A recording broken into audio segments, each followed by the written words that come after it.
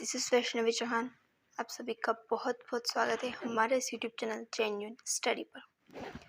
Last class में हमने lysosome और राइबोसोम के बारे में डिस्कस किया था। रोज की तरह हम थोड़ा सा रिवीजन करते देन आगे के पॉइंट्स डिस्कस करेंगे। लाइसोसोम, जिसको सोसाइटल बैग ऑफ सेल कहा जाता है, मतलब कि कोशिका की आत्मघाती थैली के नाम से जाना जाता है। क्यों कहा जाता है इसको? क्योंकि कोशिका के अंदर जो मृत और उत्सर्जी पदार्थ होते हैं उनके भक्षण करने का काम करता है, और इसके साथ ही जो कोशिका का लाइफ साइकिल जब पूरा हो जाता है तो कोशिका के पाचन में भी ये सहायक होता है। लाइसोसोम की खोज जो क्रिश्चियन डी डुवे नामक वैज्ञानिक के द्वारा की गई, और इसको नाम जो दिया है वह नोविकोव ने दिया है। देन हमने देखा था कि लाइसोसोम के अंदर जो होते हैं बहुत सारे हाइड्रोलाइटिक एंजाइम्स प्रेजेंट होते हैं, जैसे कि लाइपेजेस, कार्बोहाइड्रेसेस, न्यूक्लियसेस और कैथेप्सिन। कैथेप्सिन के बारे में हमने पढ़ा था कि ये मेंढक का जो लार्वा होता है, उस टेडपोल, उसकी पूंछ के अपघटन में सहायक होता है। देन हमने इसके कार्यों के बारे में डिस्कस किया था।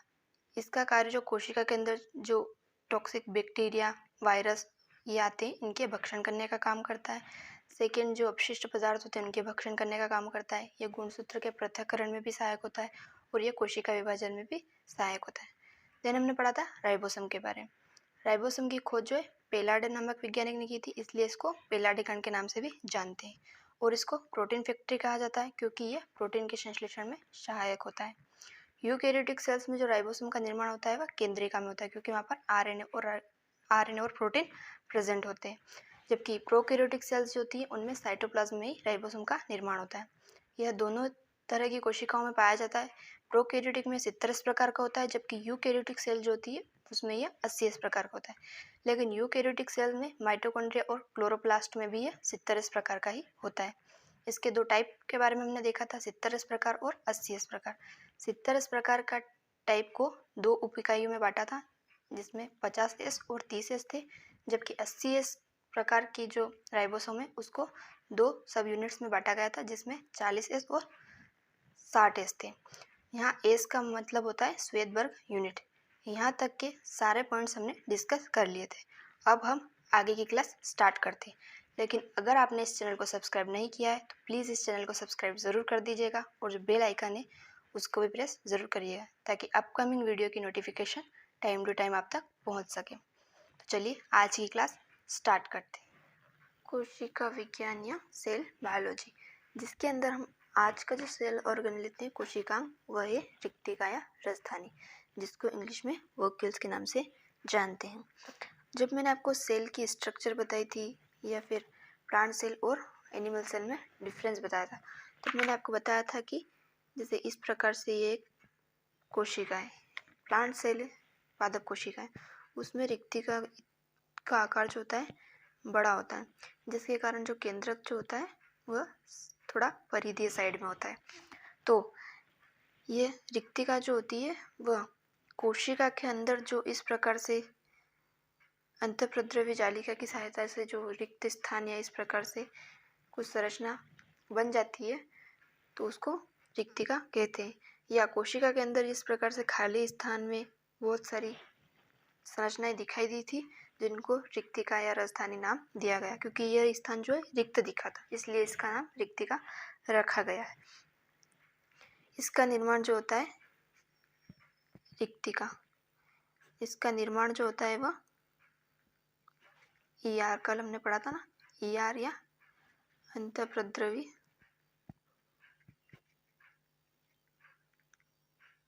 जालिका से होता है। ईआर या अंतःप्रद्रवी जालिका से होता है।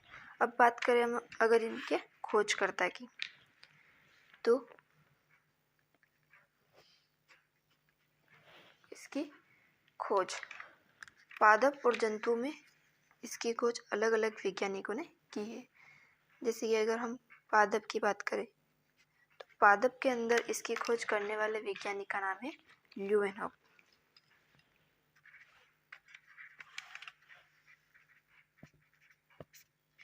ल्यूवेनहॉक ने पादप में इसकी खोज की थी, जबकि जंतुओं के अंदर इसकी खोज जो की है वह डुजार्डिन ने की है।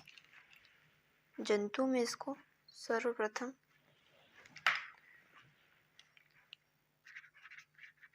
डुजार्डिन नमक वैज्ञानिक ने देखा था।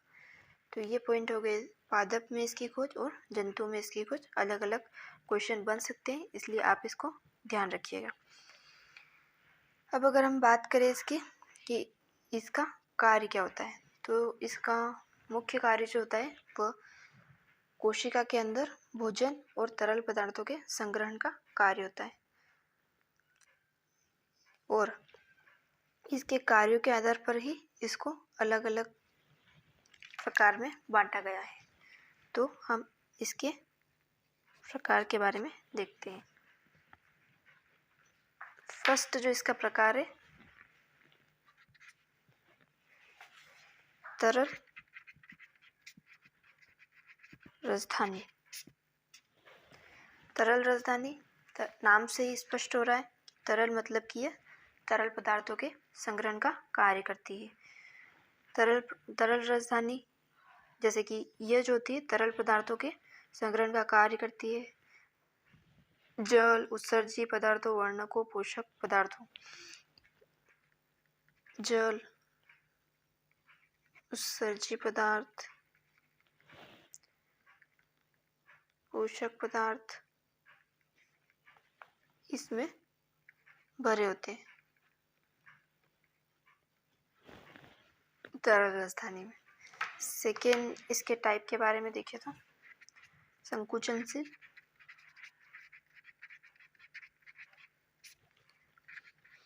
राजधानी। संकुचनशील राजधानी, यह राजधानी जो होती है एक कोशिकीय जीवों एवं शैवालों में पाई जाती है।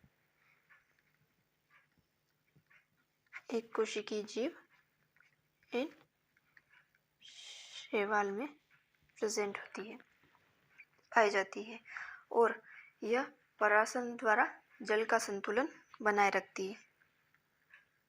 परासरण द्वारा जल का संतुलन कोशिका के अंदर बनाए रखती है। परासरण वर्ड क्या है? परासरण के बारे में अगर हम देखें तो परासरण जो होता है वह, इसकी डेफिनेशन देखें तो जब पदार्थ अपनी उच्च सांद्रता से निम्न सांद्रता की ओर गमन करता है तो उस क्रिया को परासरण कहते हैं। जैसे कि अगर हम बात करें तो किशमिश होती है, अगर आप उसको पानी में डाल देंगे तो किशमिश जो सिकुड़ी हुई होती है वह फूल जाती है, सारा पानी उसके अंदर आ जाता है। और जब आप उस फूली हुई किशमिश को थोड़ी देर के लिए पानी से बाहर रख देंगे तो वो पानी वापस उस किशमिश में से बाहर आ जाएगा। तो ये क्रिया कौन सी? ये क्रिया है परासरण की क्रिया। तो ये संकुचनशील राजधानी के अंदर भी ये इस प्रकार की राजधानी जो होती है यह परासरण द्वारा कोशिका के अंदर जल का संतुलन बनाए रखती है। अधिक सांद्रता से निम्न सांद्रता की ओर और निम्न सांद्रता से अधिक सांद्रता की ओर जल का संतुलन बना रहता है। नेक्स्ट अगर हम इसके टाइप्स के बारे में देखें तो वायु राजधानी।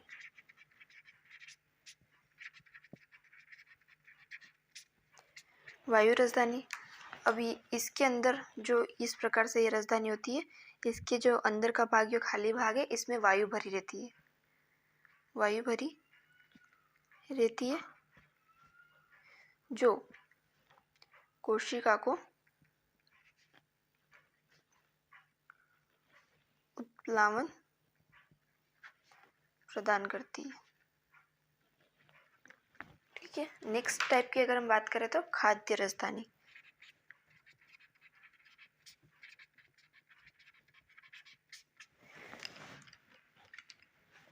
इसमें एक कोशिकीय जीवों में भोजन पाचन एवं भोजन ग्रहण करने से संबंधित है, मतलब कि यह एक कोशिकीय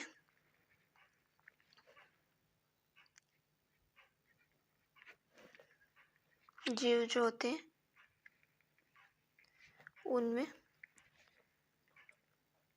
भोजन संग्रहण एवं पाचन करने में सहायक होती है।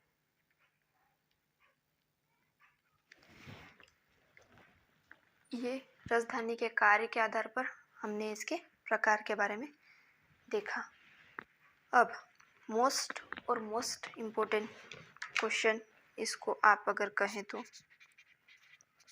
जो नेक्स्ट पॉइंट है टोनोप्लास्ट। एग्जाम में ये वर्ड आ जाएगा और आपसे पूछा जाएगा कि यह टोनोप्लास्ट क्या है या टोनोप्लास्ट किसे कहते हैं। तो इस क्वेश्चन को या इस पॉइंट को आप अपने माइंड में अच्छे से बिठा लीजिएगा, क्योंकि ये जो होती है यह क्वेश्चन जो होता है एग्ज़ाम में डायरेक्ट पूछा जाता है। एग्ज़ाम में अगर कहीं पर भी आपको टोनोप्लास्ट क्वेश्चन दिखे और आंसर में अगर आपको दिखे कि जो रिक्तिका की जो बाहरी मेम्ब्रेन होती है ये वाली, इस मेम्ब्रेन को टोनोप्लास्ट कहते हैं। ये मेम्ब्रेन जो है इसको टोनोप्लास्ट कहते हैं।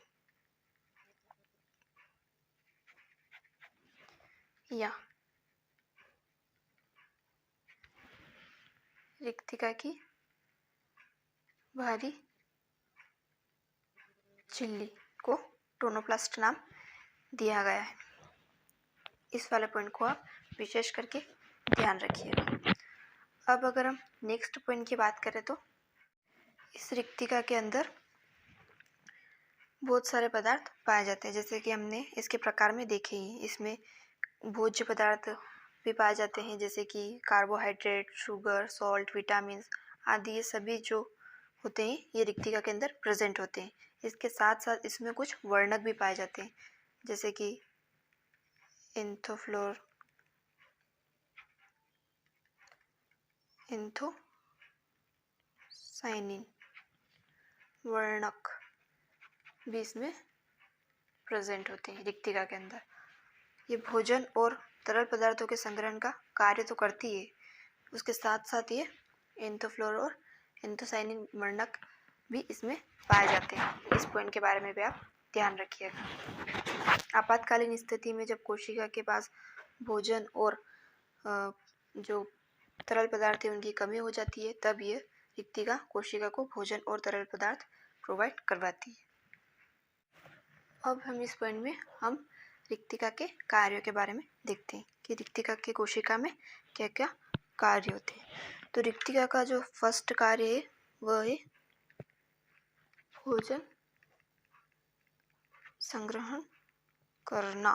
जैसे कि हमने इसके टाइप्स के बारे में पढ़ा है, तो उसमें इसके कार्यों का भी वर्णन है कि ये जो होती है कोशिका के अंदर भोजन संग्रहण करने का कार्य करती है, जो कि आपातकालीन स्थिति में कोशिका को भोजन और तरल पदार्थों का प्रोवाइड करवाती है।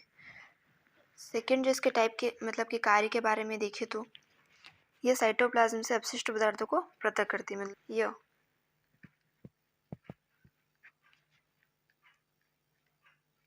कोशिका द्रव से अपशिष्ट पदार्थों को पृथक करती है। नेक्स्ट अगर हम इसके कार्य के बारे में देखें तो नेक्स्ट कार्य इसका है कि ये सेल में परासरणीयता को बनाए रखती है। वो मैंने आपको बताया कि जब संकुचनशील राजधानी है वह परासरण क्रिया द्वारा सेल में नियमन बनाए रखती है, वैसे ही सेल में यह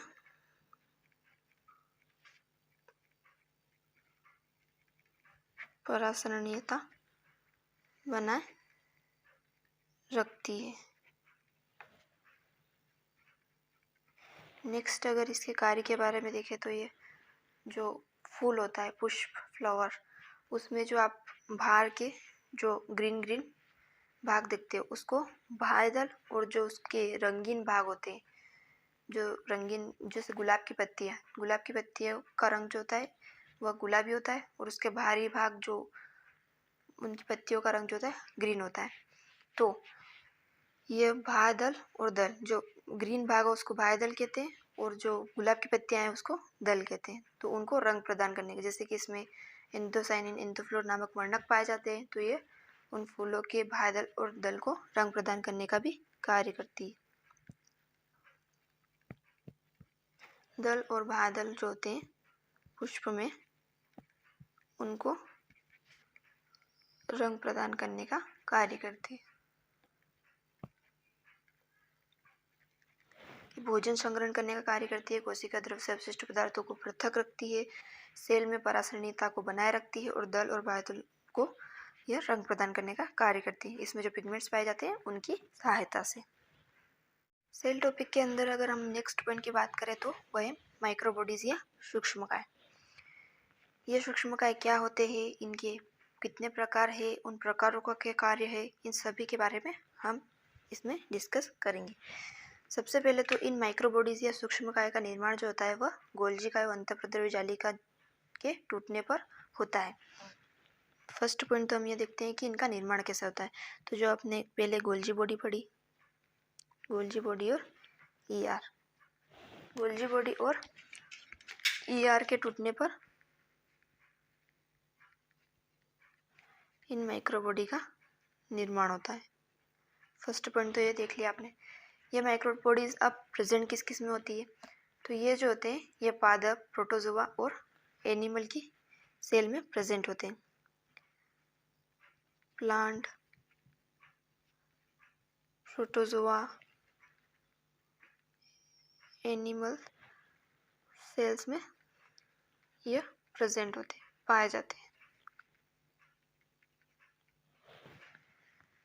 जैसे कि हमने प्रोकैरियोटिक और यूकैरियोटिक सेल्स में पढ़ा था कि इन प्रोकैरियोटिक सेल्स में सारे जो सेल ऑर्गेनेली है वह एब्सेंट होते हैं, वैसे ही उनमें प्रोकैरियोटिक सेल्स जो होती हैं उनमें यह माइक्रोबॉडीज नहीं पाई जाती।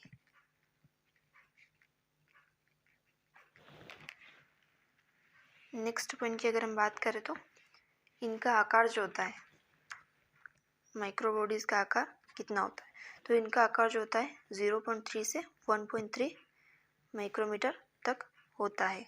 नेक्स्ट हम माइक्रोबॉडीज के प्रकार के बारे में देखें तो यह 3 प्रकार की होती है।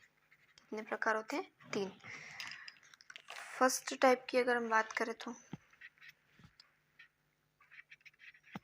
स्फेरोसोम, सेकेंड टाइप इसका होता है ग्लाइक्सोसोम और थर्ड प्रकार होता है रॉक्सिसोम।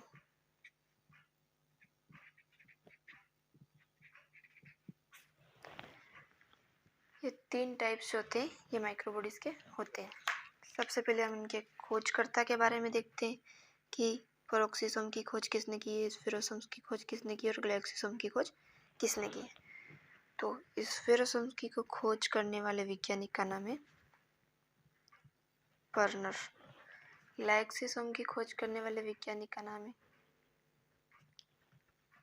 पीविस और पेरोक्सिसोम की खोज जो की है रोडी। इनके खोजकर्ता के बारे में आप ध्यान रखिएगा। नेक्स्ट पॉइंट की अगर हम बात करें तो इनके कार्य क्या होते हैं और ये पाए किन में जाते हैं।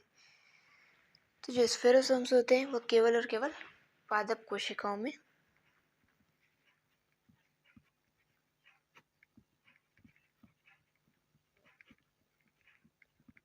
पाए जाते हैं, जंतु कोशिका में ये एब्सेंट होते हैं। ग्लाइक्सोसोम की बात करें तो ग्लाइक्सोसोम जो होते हैं वह केवल और केवल पादप कोशिका में पाए जाते हैं, यह भी पादप कोशिका में पाए जाते हैं। नेक्स्ट पेरोक्सिसोम की बात करें तो पेरोक्सिसोम जो होते हैं यह पादप और जंतु दोनों में प्रेजेंट होते हैं।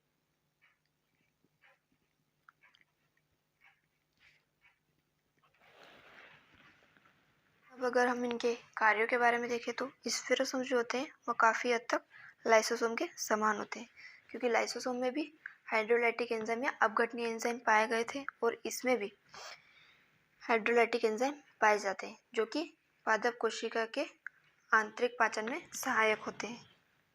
कार्य के बारे में देखें तो इनमें अपघटनीय एंजाइम पाए जाते हैं जो कोशिका के आंतरिक पाचन में सहायक होते हैं। हाइड्रोलाइटिक एंजाइम का कार्य क्या होता है? कोशिका का पाचन करना, कोशिका के आंतरिक पाचन में सहायक होते हैं। उसी प्रकार से जैसे कि लाइसोसोम के अंदर भी हाइड्रोलाइटिक एंजाइम पाए जाते हैं जो कि कोशिका के पाचन करने में या उसमें मृत या उत्सर्ज्य पदार्थों के पाचन करने में सहायक थे। तो इस स्फेरोसोम में भी अपघटनीय एंजाइम पाए जाते हैं जो कि कोशिका के आंतरिक पाचन में सहायक होते हैं। नेक्स्ट अगर हम ग्लाइकोसोम के कार्य के बारे में देखें तो यह वसा को, फैट को कार्बोहाइड्रेट में बदलता है। नेक्स्ट अगर हम पेरोक्सिसोम के कार्य के बारे में देखें तो यह अमीनो अम्ल को साधारण रूपों में बदलता है।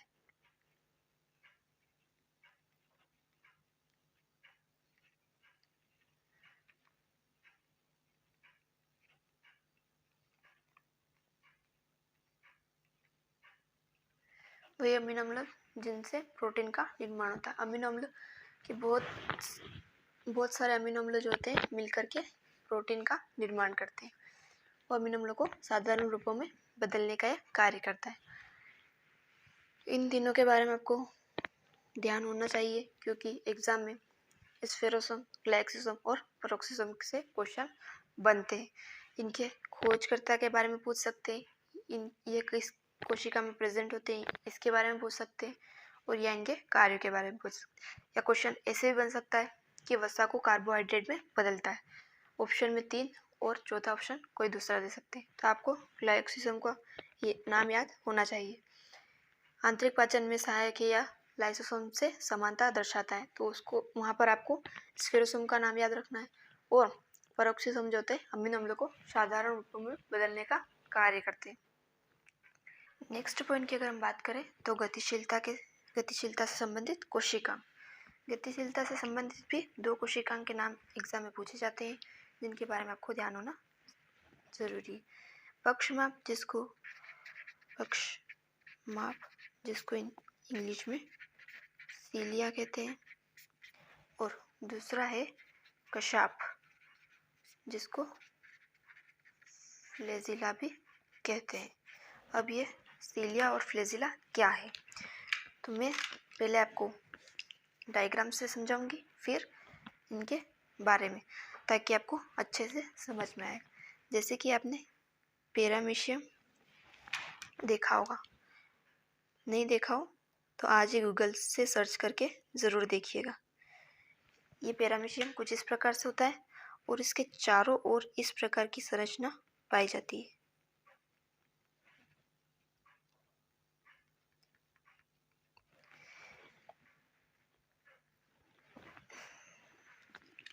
ये पैरामीशियम के चारों ओर कुछ इस प्रकार से संरचना पाई जाती है। इन संरचना को ही पक्षमाप या सीलिया कहा जाता है। अब जैसे कि इसमें दिखाई दे रहा है उसी के आधार पर हम इसको देखते हैं कि यह जो होते हैं संख्या में तो अधिक दिखाई दे रहे हैं, संख्या में कितने सारे हैं ना, संख्या में अधिक होते हैं और आकार इनका कैसा है? इनका आकार छोटा है, आकार छोटा होता है। संख्या में अधिक होते हैं लेकिन आकार जो होता है इनका छोटा होता है।